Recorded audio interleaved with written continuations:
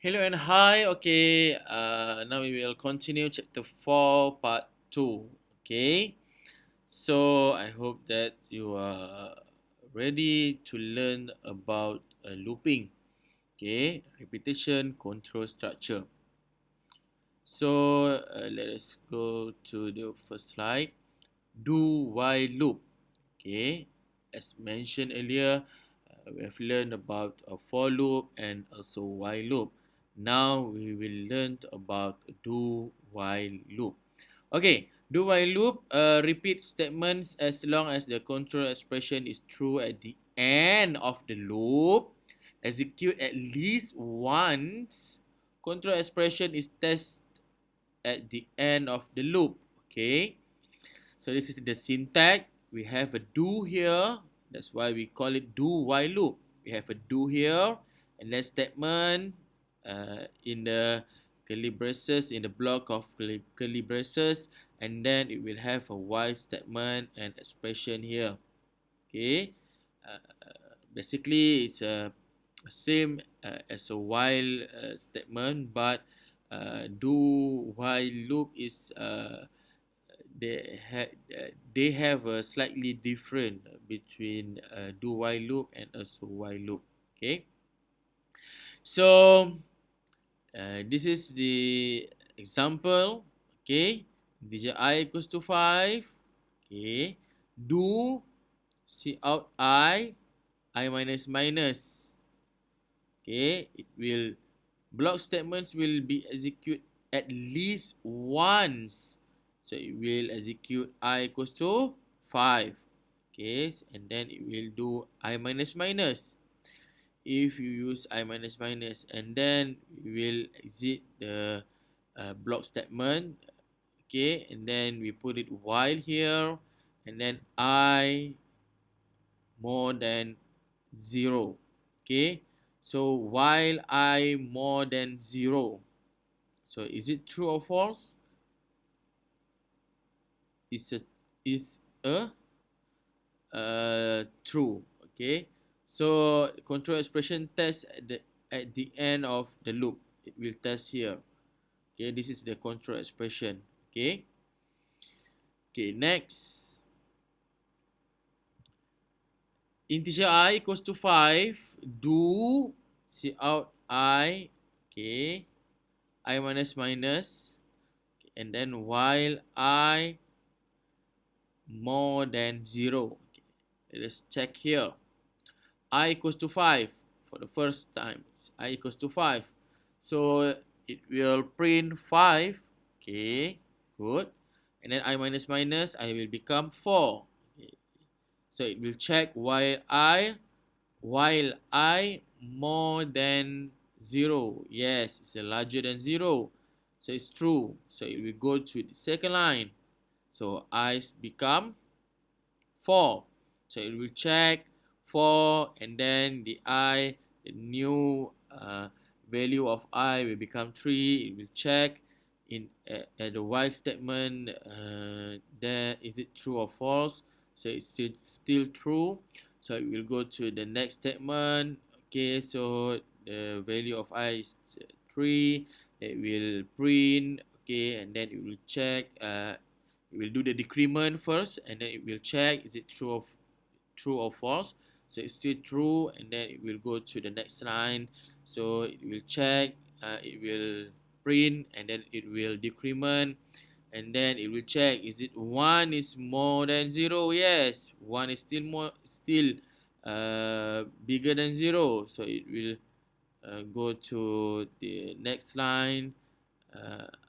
I equals to 1, so it will print 1, and then I minus, or we call it it will check the new value of I is 0.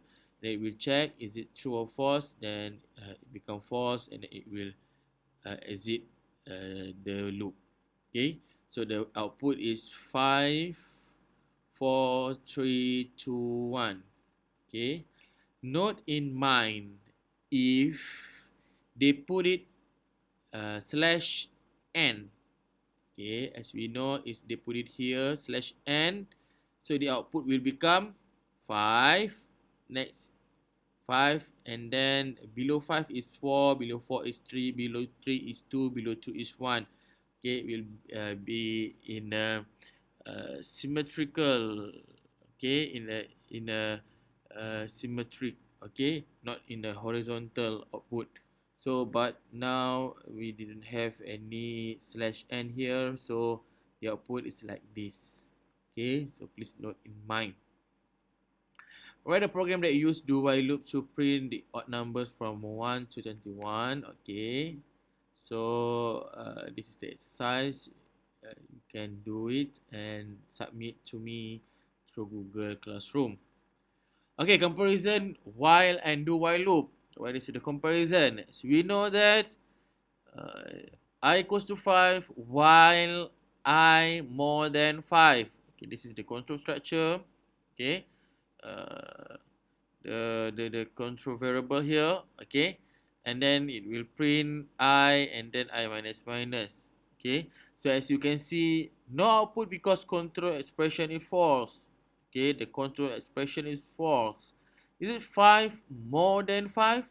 So you know that it's a false. That's why it have no output. Okay, so this is do while loop. Okay, do for the first time will print once here, one statement here, it will print once. Okay, see out I 5 and then I minus minus, and then it will check. So the control expression here is false, and then it will execute the loop. So this is the comparison between while and do while loop. Okay.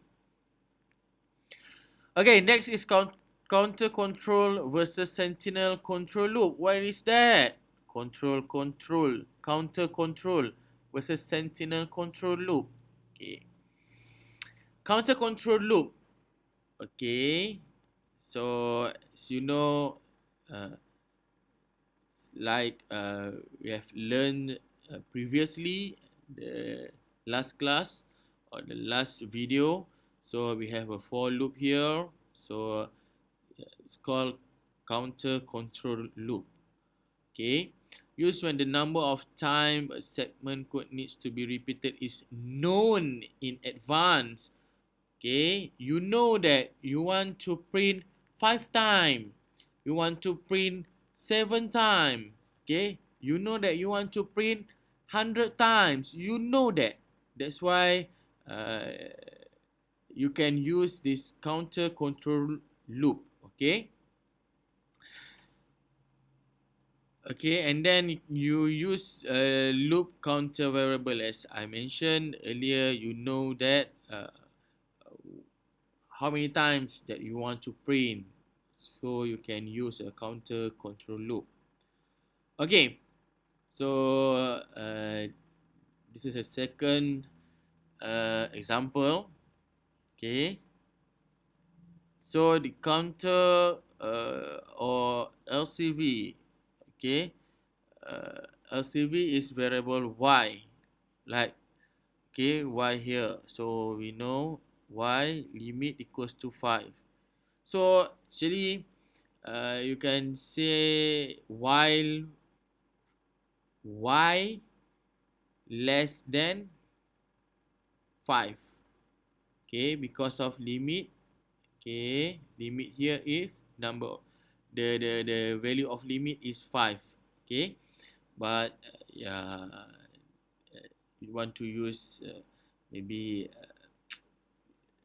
they want to to to tell you that it's not about number. We also can use anything here, as long as it's associated with numbers. Okay, and then we have a sentinel control loop. Okay, used when the exact number of repetition is not known in advance, or the items are too numerous to count beforehand. The some loops require the user to enter a special value to end the loop. This is special value. This special value is called sentinel value. What is sentinel value? Okay. What is sentinel value? Okay. So the sentinel value is -1. Here is -1. We put it, sentinel value is -1. Okay. Let us go line by line. Integer number equals to 0, integer count equals to 0, sum equals to 0. It will print, please enter a series of number. Okay, and then it will print, press -1 to stop entering number. And then cin, it will store the number here. So while number not equals to -1, because we didn't know the exact value or when to stop. Okay, so that's why we use a sentinel control loop. So sum equals to sum plus number, count plus plus. Okay, count plus plus is equal to count equals to count plus 1. Okay, or you can write as a count plus equals. Okay, it's just same here. So you can use three type of expression: count plus plus, count equals to count plus 1, or count plus equals. Okay, so it will see in the number here. Okay, and then it will go out there. So the number here is the number that you need to enter. Okay, so if you want to stop the loop, you just need to enter -1. So it will stop the loop. Okay, so this is example 2. Okay, this is more easier for you to understand. Integer number, okay, character char choice equals to y. Integer sum equals to 0. So choice, we put it as a character.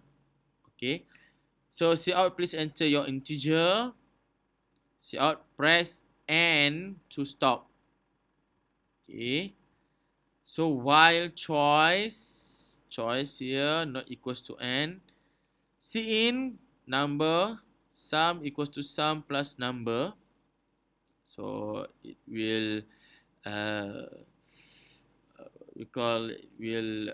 continuously add a number in the sum. Okay, and then cout, do you want to proceed? Okay, you ask the programmer, or you ask the user, you want to proceed, is it Y for yes or N for no? If you use N, so it will automatically exit the loop, and it will print the sum of all numbers in here. If you want to proceed, yes, for example, you want to you put it Y. Okay, so the choice is Y, so it will do choice here, and then it will repeat this line of code. Okay, nested loop. What is nested loop? Okay, as a previous class, we also have a nested if. So if in if. So nested loop is loop in a loop. Okay, a loop, inner, as one of the statements in the body of another loop. Outer, we have an outer and inner loop. Can be used in for or while loop. Okay, the outer loop will be test and execute first. The outer loop will be test and execute first. If the condition is true, the inner loop then will be test. So the outer loop first, and then it will go to the body in the inner loop. If the inner loop is true, the body, okay, so the body or the body 1 statement will be executed until the condition is no longer true. If the condition in inner loop no longer true, it exit the loop and execute the loop at the body 2 statement. before passing back to the outer loop. If same process will be repeated until condition 1. Okay, this is condition 1. Condition 1, we go back to here. Okay, in the outer loop is no longer true, and then exit the outer loop and finish the looping process. Okay, this is the nested loop, nested for loop. Okay, so this is the outer loop. Okay, and then this is the inner loop. Okay, for example, it will do this first.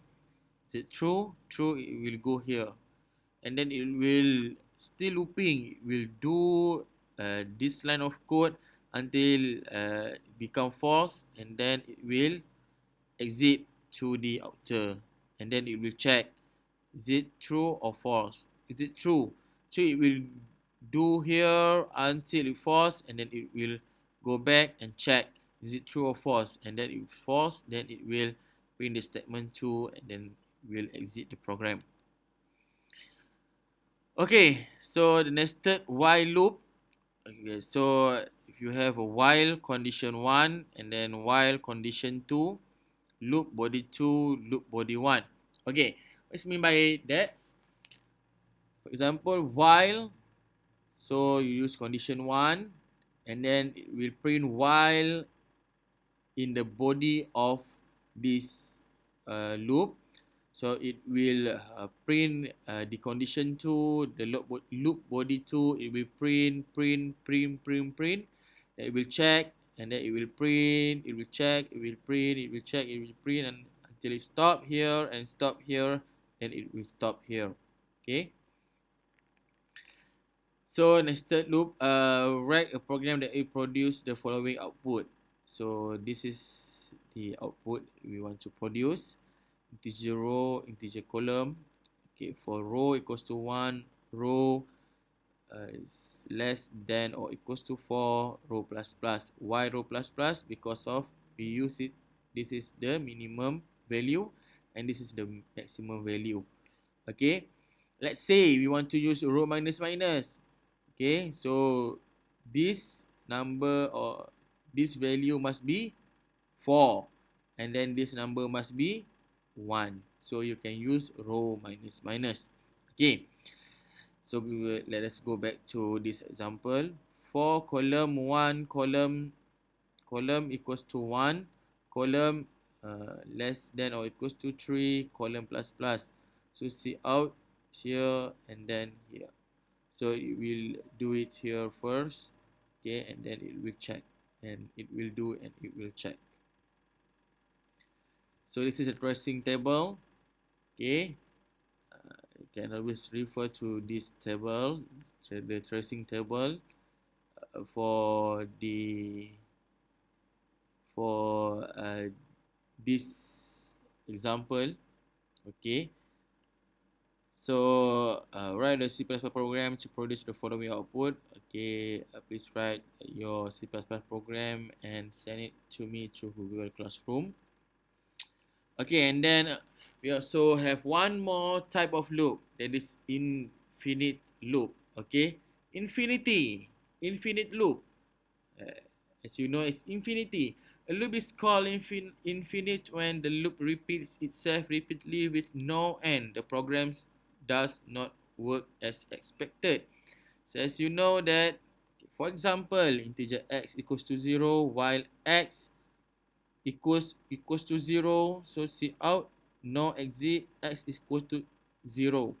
So we repeat infinity. Okay, so that's why we call it as infinite loop. So that's all for today. If you have any question, you can always text me, and I am ready for you to answer everything according to our lesson. Okay, thank you.